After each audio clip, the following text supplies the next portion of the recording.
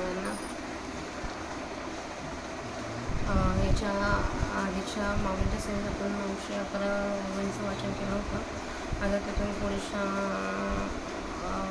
30 किंवा त्याच्यापेक्षा जास्त वेळा आपण वाचूया. वक्रतुंड महाकाय सूर्यकोटी समप्रभा निर्विघ्नं कुरु मे देव सर्वकार्येषु सर्वदा अलंकार परिपूर्णे गुणे पवित्र दिवे नांदतो ज्ञान राजाचं पात्र ते आठविता महापुण्यराशी स्वामी सिद्धिज्ञानेश्वराची. श्लोक 15 अध्याय 13 श्लोक 15. भैरतंच भूतानामक्षरं चरमेव च सूक्ष्मत्व तदविज्ञेयं दूरस्थं चान्तिके च तदं. जे चराचरभूता माझे असे पाणुसुता नानावली उष्णता अभेद दिसे ते सोनी अविनाश भावे. जे सूक्ष्म तसे आघावे व्यापून असे ते जाणावे ज्ञेयविद्या. जे एकांत बाहेरी जे एक जवळ दुरी जे एक वाचुनी परी रुची नाही. क्षीरसागरीची गोडी माझी भोवथडी थोडी हे नाही तया परवडी पूर्ण जेगा. स्वेदज प्रभूती वेगळल्या भूती ज्याचे अनुस्तुती होमणे नाही. काही श्रोते मुखटळी टिळका घटसहस्राने का माझी बिंबोनी चंद्रिका न भेदे जीव. नाना लवण पवनाची राशी शारदा एकची जैसी का कोंडी एकी उसी एकाची गोडी. अविभक्तं च भूतेषु विभक्तमिव च स्थितं भूतभूत च तज्ज्ञेयं ग्रसेषु प्रभविष्णु च. ऐसे अनेक भूतजाती जे आहे की व्याप्ती विश्वकार्यासुमती कारण देवा. म्हणून हा भूताकारू जे थोडे ते शी तया आधारू कल्लोळा सागरो झिया परी. बाल्यादी तिने वैसी काय एकची जैसी तैसे आधी स्थिती ग्रासी अखंडचे. सायं प्रात मध्यान होता जागा दिलमान जैसे का गगन पालटेना. अगाध सृष्टी वेळे प्रियोत्तमा जया नाव म्हणती ब्रह्मा व्याप्ती जे विष्णुनामा पात्र झाले. मग आकारू हा हारपे तेव्हा रुद्र जे म्हणे पे तेही गुणत्रय जीवा लोके तेजे शून्य. नाभाचे शून्यत्व जुळून गुणत्रयाती निरवून ते शून्य ते महाशून्य श्रुतिवचन संमत. ज्योतिषामपि तज्ज ज्योतिस्तमसः परमुच्यते. ज्ञानं ज्ञेयं ज्ञानगम्यं हृदि सर्वस्य दुःखितं.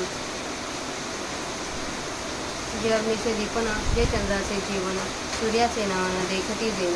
दयाचे ने उजेडे तारांगण उबळे महातेज सर्वाडे जेणे राहते. जे आधीची आधी जे वृद्धीची वृद्धी बुद्धीचे जे बुद्धी जीवासुजो. जे मनाचे मन जे नेत्राचे नयन कानाचे कान वाचेची वाचा. जे प्राणाचा प्राण जे गतीचे चरण क्रियेचे करते गण जयाचे न. आकारू देणे आकारे विस्तारू देणे विस्तारे सहारू देणे समाजे पांडुगमला. जे मेदिनीची मेदिनी जे पाणी पिऊन असे पाणी ते जे तेजा दिवे लावणे जेणे तेजे. जे वायूचा श्वासोच्छ्वास जे गगनाचा अवकाशो ते असो अवघाचे आभास जाणे.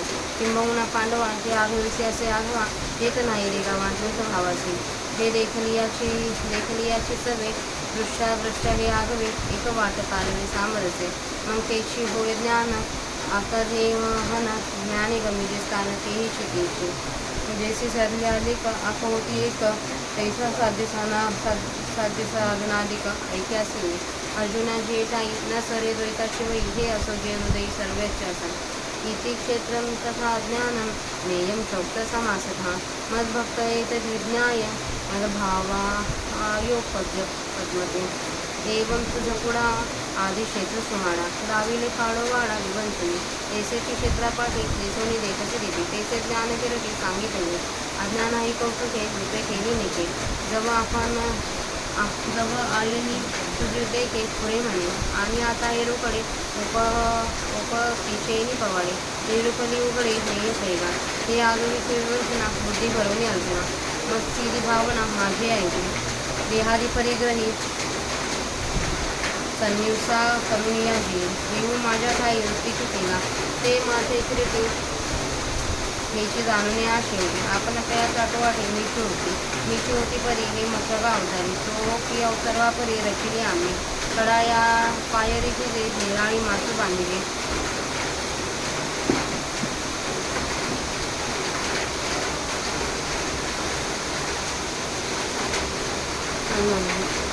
अथाविसुई जे तरी देसे एरवी आगवेची आत्मा हे सांगो जरी विवर्तमा.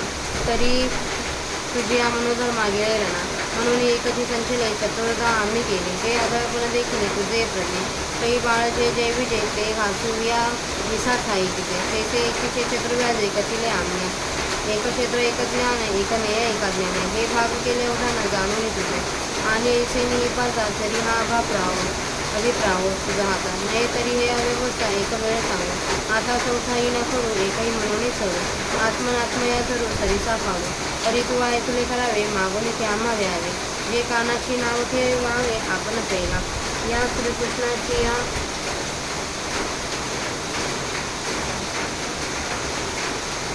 या श्रीकृष्णाची या बोलापासून रोमांचित झाला तेथदेव मनती भलाऊ संबळीना ऐसेनी तो येता वेगो धरुणी म्हणे श्रीरंगो प्रकृती पुरुषाय भागो परिस सांगे प्रकृती पुरुषम चैव विद्वनादी भावते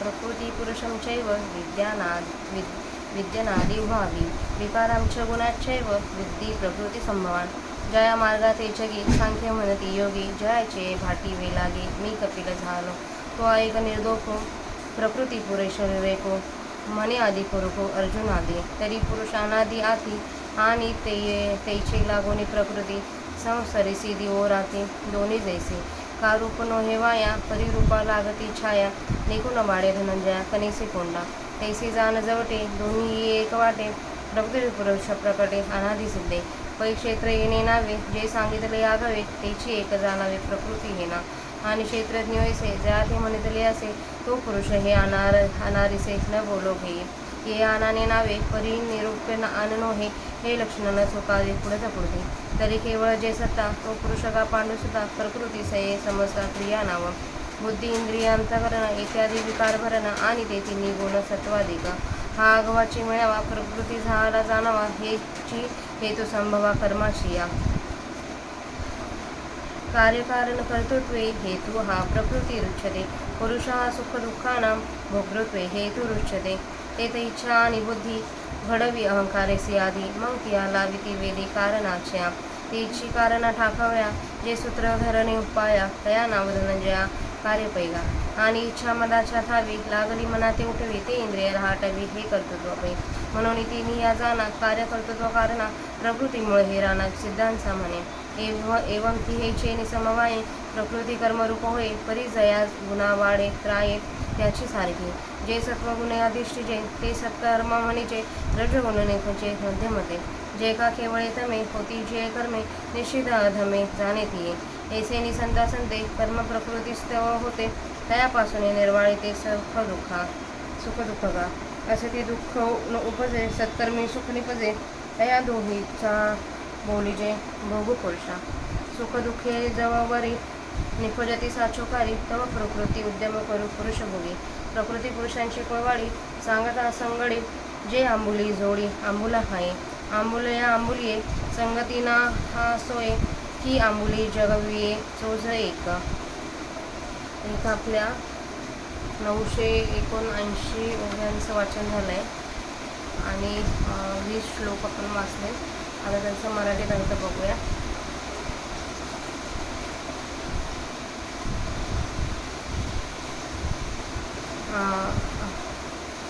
श्लोक 15चा मराठीत अर्थ ते भूतमात्रांच्या बाहेर आहे आत आहे ते अचर आहे आणि चरही आहे सूक्ष्मत्वामुळे ते पूर्णपणाला जाण्याला अशक्य आहे तसेच ते दूर आहे व समीपही आहे अर्जुना अनेक अग्नीतून जशी एकच उष्णता भेदरहित रूपाने असते त्याप्रमाणे जे ब्रह्मचारावर भूतामध्ये असते त्या प्रकारच्या अविनाश रूपाने व सूक्ष्म स्थितीने जे ब्रह्म सर्व स्थावर जंगमाला व्यापून आहे ते येथे ज्ञेय आहे असे समजावे जे एक चराचराच्या आत व बाहेर जे एक जवळ व दूर आहे इतकेच नव्हे तर ज्या एका वाचून दुसरा प्रकार मुळीच नाही अर्जुना क्षीरसमुद्राची गोडी क्षीरसागराच्या मध्यभागी पार व काठाची थोडी हे प्रकार जसे क्षीरसागराच्या ठिकाणी नाही त्याप्रमाणे जे सर्व बाजूंनी पूर्ण आहे स्वेदाजिती करून वेगळ्या प्राण्यात ज्याच्या व्याप्तीस न्यूनता नाही ते श्रोत्यांच्या भूषणा अर्जुना ज्याप्रमाणे कित्येक हजारो घागरीमध्ये चंद्राचे प्रतिबिंब पडले असताही चंद्रबिंबास अनेकता येत नाही मिठाच्या अनेक कणांच्या ढिगातून जसा एकच खारेपणा असतो अथवा कोट्यावधी उसात गोडी जशी एकच असते ते तत्वतः अविभक्त आहे तरी भूतांच्या ठिकाणी नाना प्रकारच्या रूपाने विभागल्यासारखे आहे भूतांचे पालन करणारे ते आहे. संहारकाली भूतांचा ग्रास करणारे, उत्पत्तीकाली उत्पन्न करणारे ते आहे. याप्रमाणे जाणावे. त्याप्रमाणे अनेक भूतमात्रांमध्ये जे एकसारखे व्यापून राहिले आहे व हे चांगल्या बुद्धीच्या अर्जुना, जे ब्रह्म विश्व ह्याच कोणी एका कार्याला कारण आहे. म्हणून ज्याप्रमाणे लाटा समुद्रापासून उत्पन्न होतात व त्या लाटांना जसा समुद्रच आधार असतो, त्याप्रमाणे ज्या ब्रह्मापासून हा भूताकार उत्पन्न होतो तेच ब्रह्म त्या भूताकाराला आधार आहे. बाल्य, तारुण्य व वृद्धावस्था या तिन्ही अवस्थात शरीर जसे एकच आहे, त्याप्रमाणे जगाच्या उत्पत्तीस, स्थितीत व लय या तिन्ही स्थितीत जे ब्रह्म अखंड एकसारखे असते, सायंकाळ, प्रातःकाल व मध्यान्हकाली याप्रमाणे संबंध दिवसही होत जात असताना जसे आकाश बदलत नाही. हे प्रियोत्तम अर्जुना, जगाच्या उत्पत्तीच्या काली ज्यास ब्रह्मदेव असे म्हणतात व व्याप्तीकाली, पालनकाली व जे विष्णू या नामाला प्राप्त झाले, मग जेव्हा हा जगदाकार नाहीसा होतो त्यावेळी ज्यास रुद्र असे म्हणतात व रजसत्व तमादी 3 गुण उत्पत्ती, स्थिती, लय ते देखील नाहीसे होतात, त्यावेळेला जे ब्रह्मशून्य निधर्म होऊन राहते, आकाशाचे शून्यत्व मिळून सत्वादी 3 गुणांचा नाश करून जे शून्य असते तेच महाशून्य होय. अशाबद्दल वेद वचन प्रमाण आहे. त्यालाच तेजांचेही तेज व अंधाराच्याही पलीकडील असे ज्ञाते म्हणतात. ज्ञान तरी तेच आहे, ज्ञेय तेच आहे, ज्ञानाच्या योगाने जाणले जाणारे तेही तेच आहे. सर्व भूतमात्रांच्या हृदयामध्ये ते स्थित आहे. जे ब्रह्म अग्नीला चेतवणारे आहे व चंद्राला अमृत देणारे आहे व ज्या ब्रह्माच्या प्रकाशाने सूर्याचे डोळे पाहतात, ज्याच्या उजेडाने ताऱ्यांचे समुदाय प्रकाशले जातात व ज्यांच्या तेजाने सूर्य सुखाने वावरतो, जे ब्रह्म आरंभाचा आरंभ आहे, वाढीची वाढ आहे, बुद्धीची बुद्धी आहे व जे जीवाचा जीव आहे, जे मनाचे मन आहे व डोळ्यांचा डोळा आहे, जे कानाचे कान आहे व वाचेची वाचा आहे, जे प्राणांचा प्राण आहे, जे गतीचे पाय आहेत व ज्याच्यामुळे कर्माचे घडणे होते. अर्जुना, ज्याच्या योगाने आकाराला प्राप्त होतो, ज्याच्या योगाने विस्तार विस्तारतो, ज्याच्या योगाने संहार नाश करतो, जे पृथ्वीची पृथ्वी आहे, ज्या ब्रह्मरूपी पाण्याला पिऊन पाणी पाण्याने आहे, ज्याच्या तेजाने तेजस प्रकाश दिसला जातो, जे ब्रह्मवायूच्या श्वासोच्छ्वास आहे व जे ब्रह्मरूपी पोकळीत आकाश राहिले आहे, हे राहू दे. हा सर्व जगदरूपी भाग ज्याच्या योगाने भासतो, हे फार काही सांगावे अर्जुना, जे सर्वांच्या ठिकाणी सर्व आहे व जेथे द्वैतपणाचा प्रवेश होत नाही, जे पाहिल्याबरोबर दृश्य जगत व द्रष्टा पाहणारा हे सर्व ऐक्यभावाने एक होऊन जातात, मग ते ब्रह्मच ज्ञान होते व ज्ञाता, ज्ञेय व ज्ञान यांनी जाणले जाणारे ठिकाण तेही ब्रह्मच आहे. ज्याप्रमाणे पाठीवर हिशोब करण्याचे संपल्यावर हिशोबातील निरनिराळ्या रकमा एक होतात, त्याप्रमाणे साध्य साधनाधिक ही ब्रह्माच्या ठिकाणी द्वैताच्या ऐक्यास येतात. अर्जुना, ज्या ठिकाणी द्वैताचा व्यवहार चालत नाही हे असून जे ब्रह्म सर्वांच्या अंतःकरणात असते, याप्रमाणे क्षेत्र तसेच ज्ञान आणि ज्ञेय ही संक्षेपाने सांगितली. हे सर्व जाणून माझा भक्त मत स्वरूपाप्रत प्राप्त होतो. हे सुजान अर्जुना, याप्रमाणे प्रथम हे क्षेत्र तुला स्पष्टपणाने व्यक्त करून दाखवले. त्याचप्रमाणे क्षेत्राचा प्रकार सांगितल्यानंतर आम्ही ज्या रीतीने तुला डोळ्यांनी दिसले त्या रीतीने तुला ज्ञान सांगितले. तुझी बुद्धी पुरे म्हणून तृप्त होईतोपर्यंत कौतुकाने आम्ही अज्ञानाचेही चांगले वर्णन केले. आणि अर्जुना, आताच विचारांच्या विस्ताराने ज्ञेय मूर्तिमंत स्पष्ट करून सांगितले. अर्जुना, हा सर्व विचार बुद्धीत भरून जे माझ्या भावनेने माझ्या स्वरूप सिद्धीला येतात, ज्यांनी देहादी परिग्रहाचा त्याग करून आपला जीव माझ्या ठिकाणी वतनदार केला, अर्जुना, असे जे माझे भक्त ते शेवट हाच विचार जाणून आणि आपला मोबदला मला घेऊन मद्रूपच होतात. अर्जुना, मद्रूप होण्याचा मुख्य प्रकार हा आहे असा समज व इतर सर्व मद्रूप होण्याच्या प्रकारांपेक्षा हा सोपा आहे. डोंगराच्या कडेला वर जाण्याकरता जशा पायऱ्या कराव्यात व आकाशाच्या पोकळीत वर जाण्याकरता जशी त्या पाण्यात नाव घालावी, सहज विचार करून पाहिले तर सर्वच आत्मा आहे. हा विचार जर तुला एकदम समज सांगितला असता तर हेच विरोधतमा तो विचार तुझ्या बुद्धीच्या आटोक्यात झाला नसता. तुझ्या बुद्धीच्या असमर्थपणाने पाहिल्या कारणाने एकत्र सर्व भरलेले जे ब्रह्म ते आम्ही 4 प्रकारचे केले. मुलाला जेव्हा जेवणास घालायचे असते तेव्हा एक घास 20 ठिकाणी करावा लागतो, त्याप्रमाणे एकच परब्रह्म 4 प्रकारच्या निमित्ताने आम्ही तुला सांगितले. तुझी ग्रहणशक्ती पाहून एकदम ब्रह्माचे एक क्षेत्र, एक ज्ञान, एक ज्ञेय, एक अज्ञान असे आम्ही हे 4 भाग केले. आणि अर्जुना, असे सांगून जर ही अभिप्राय तुला कळला नसेल तर हाच प्रकार पुन्हा एक वेळ सांगून आता त्या ब्रह्माचे 4 ठिकाणी विभाग करणार नाही व सर्व एक ब्रह्मच आहे असे करून संपवणार नाही, तर आत्मा आणि अनात्मा यांची सारखी योग्यता धरून प्रतिपादन करून एकाच ब्रह्माच्या आत्मा पुरुष व अनात्मा प्रकृती असे भाग सारखे करून सांगू. परंतु तू मात्र एवढं कर की आम्ही तुझ्याजवळ जे मागू ते तू आम्हाला दिले पाहिजेस. ते मागणे हे की तू आपल्या स्वतःस कानाचे नाव ठेव, इतर सर्व इंद्रियांचे व्यापार बंद ठेवून फक्त ऐकण्याचे काम चालू दे. या श्रीकृष्णाच्या बोलण्याने अर्जुनाच्या अंगावर रोमांच उभे राहिले. ते पाहून देव म्हणाले, तू चांगला योग्यतेचा आहेस, पण हर्ष वेगाने अनावर होऊच नकोस. अर्जुनाला येणारा हर्षाचा वेग याप्रमाणे श्रीकृष्णाने आवरून श्रीकृष्ण म्हणाले की प्रकृती पुरुषांचा विभाग सांगतो, ऐक. प्रकृती आणि पुरुष हे दोन्ही अनादि आहे असे जाण. देह, इंद्रियादी विकार आणि सत्व इत्यादी गुण हे प्रकृतीपासून उत्पन्न झाले आहेत असे जाण. ज्या मार्गाला जगामध्ये योगी सांख्य असे म्हणतात आणि ज्या सांख्य मार्गाचे महत्त्व वर्णन करण्याकरता मी कपिल झालो, तो प्रकृती पुरुषांचा शुद्ध विचार तू ऐक. असे आदिपुरुष जे श्रीकृष्ण ते अर्जुनास म्हणाले. तर दिवस आणि रात्र ही दोन्ही अशाबरोबर चालणारी आहेत. त्याप्रमाणे पुरुष अनादि आहे आणि प्रकृती ही त्या वेळेपासून अनादि आहे. किंवा शरीर हे सावलीप्रमाणे आभासिक नाही तर पण त्या खऱ्या शरीरात ज्याप्रमाणे ती सावली नेहमी जडलेलीच असते, किंवा अर्जुनात ज्याप्रमाणे दाणे येण्याच्या पूर्वीचे कणेस हे आसार भूस व सारूरूप दाणे आयास वाढते, त्याप्रमाणे उघड अनादि सिद्ध असलेले व एकमेकात मिसळलेले हे प्रकृती पुरुष जुळ्यासारखे आहेत असे समज. अरे, क्षेत्र या नावाने जे सर्व सांगितले तेच येथे प्रकृती होय असे समजावे, आणि आम्ही ज्याला क्षेत्रज्ञ असे म्हटले तोच पुरुष आहे असे समज. आम्ही अन्यथा काही बोलत नाही. ह्यास या निरनिराळी नावे आहेत, परंतु ज्याच्या विषयी निरूपण करायचे ते वेगळे नाही. हे ब्रह्म तू वारंवार चुकवू नकोस. अर्जुना, केवळ जी सत्ता सत्व तिला पुरुष हे नाव आहे आणि संपूर्ण क्रियेस प्रकृती हे नाव आहे. बुद्धी, इंद्रिये, अंतःकरण इत्यादी विकारांचा समुदाय व सत्वादी तिन्ही गुण हा समुदाय प्रकृतीपासून झाला असे समज, आणि ही प्रकृती धर्माच्या उत्पत्तीला कारण आहे. कार्य, मनाच्या प्रेरणेने इच्छित वस्तू मिळवण्याकरिता इंद्रियाकडून होणारी क्रिया म्हणजे कार्य. कारण ज्याविषयी इच्छा उत्पन्न झालेली असते तो पदार्थ म्हणजे इच्छित वस्तू.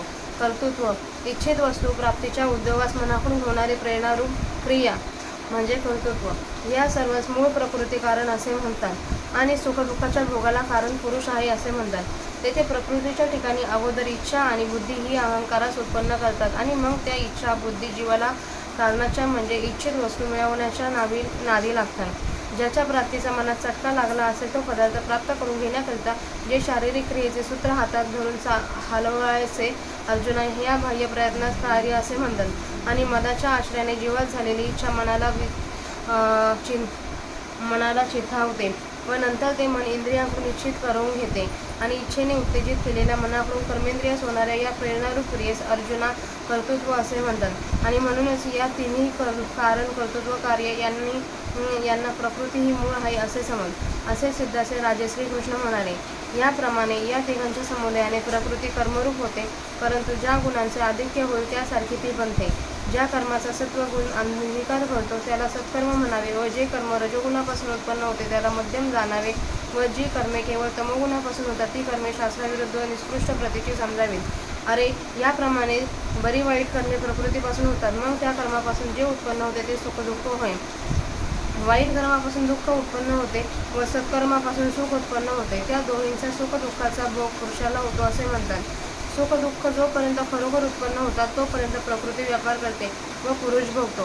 प्रकृती पुरुषांचा व्यवहार सांगाव्यास लागले असता तो अघटित आहे, कारण की या व्यवहारात स्त्री मिळवते व नवरा आईचाच खातो.